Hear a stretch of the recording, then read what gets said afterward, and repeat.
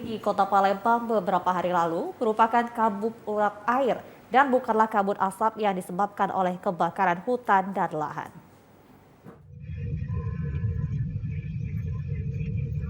Beberapa hari lalu, warga Kota Palembang tampak kesulitan untuk beraktivitas di pagi hari karena adanya kabut yang mengakibatkan terbatasnya jarak pandang, sehingga warga Kota Palembang harus berhati-hati.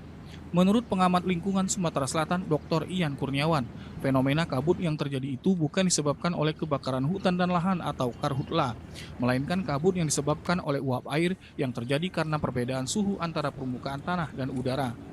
Menurutnya kabut uap air tidak berbahaya bagi kesehatan manusia, hanya saja baik kabut asap maupun kabut air sama-sama menyebabkan terbatasnya jarak pandang yang tentunya berbahaya bagi transportasi.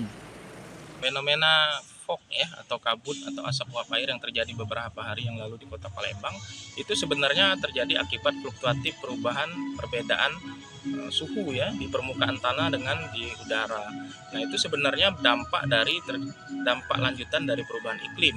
Kalau kita kaitkan dengan masalah kesehatan, apakah berbahaya atau tidak?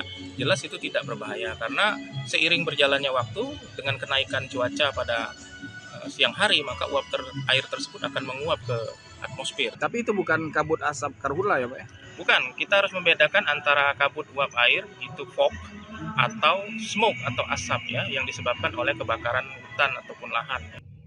Ditambahkan Dr. Ian Kurniawan, secara kasat mata perbedaan kabut uap air dengan kabut asap ialah kabut uap air jika dipegang terasa basah, sementara kabut asap jika dipegang tak terasa apa-apa.